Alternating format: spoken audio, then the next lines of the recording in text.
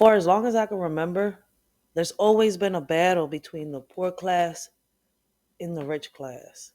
Hmm. But who do y'all think is gonna win the battle? The poor class or the rich class? It's more of us than there is them. Hmm. It's one thing for the poor people to complain. It's another thing for the poor people to go to the mansions and fuck their shit up. Here it says about Thomas Hutchinson. They smashed up his house with axes, drank the wine in his wine cellar, and looted the house of its furniture and other objects.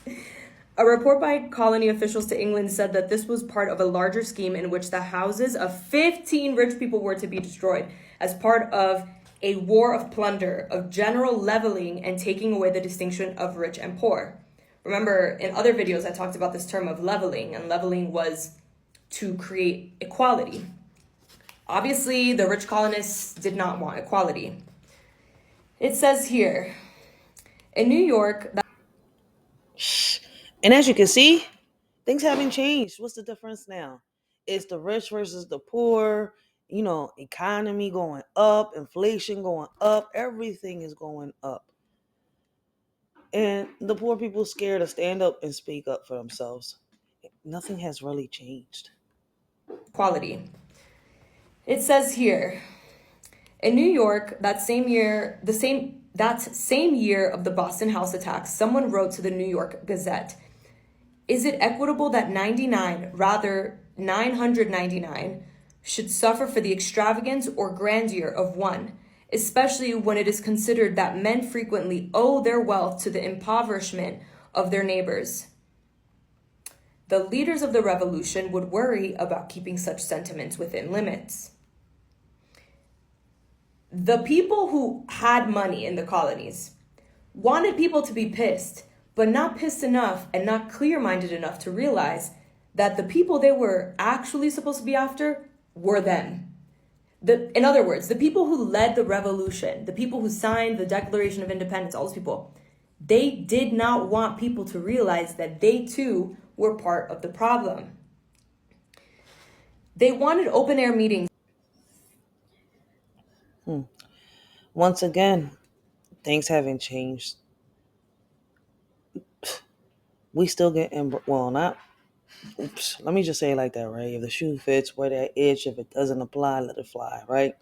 We free slaves now, right? We don't seem to understand that, right? Um, what's the difference between back then and now, right? Rich versus poor. The one percenters running everything, and people having to listen. We've been listen. People have been getting brainwashed for the longest, right?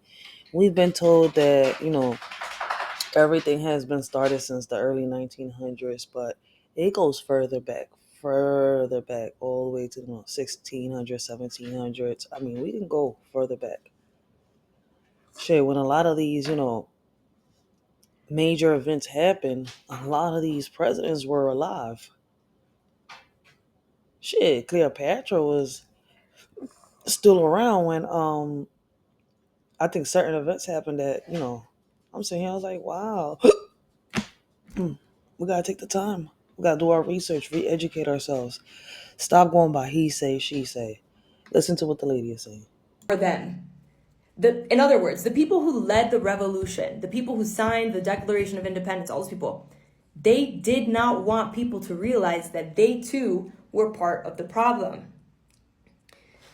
They wanted open-air meetings where the population could participate in making policy, more equitable taxes, price controls, and the election of mechanics and other ordinary people to government posts. The consciousness of the lower middle classes grew to the point where it must have caused some hard thinking, not just among the conservative loyalists sympathetic to England, but even among leaders of the revolution. It says here, by mid-1776, laborers, artisans, and small tradesmen employing extra-legal measures when electoral politics failed were in clear command in Philadelphia. So people, that were just working and all that stuff, they were starting to have a lot of power. Helped by some middle-class leaders, they launched a full-scale attack on wealth and even on the right to acquire unlimited private property. this was a problem. Leading up to the American Revolution, it was just one thing after the other, after the other, after the other. For the rich people, for the working class people, they were actually starting to get somewhere. And that right there shows you that at one point here in America, unity was, unity existed. Like, we live in an era where unity doesn't exist at all. But this right here shows you that around the time of the American Revolutionary, a lot of the poor people got up, they stood up, fought for what they believe in, stood 10 toes down, and actually started getting somewhere. What's going on nowadays? Nowadays, people are really, really scared.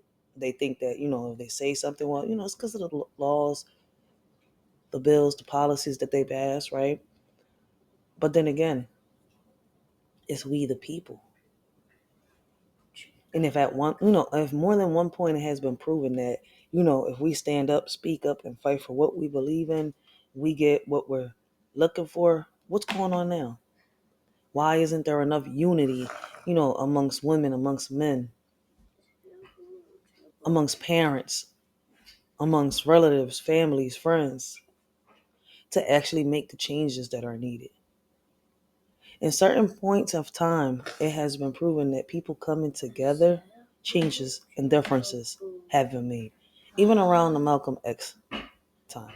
So, it's all about us, re-educating ourselves and doing the things the right way once you've learned and figured things out. Let us show you know what y'all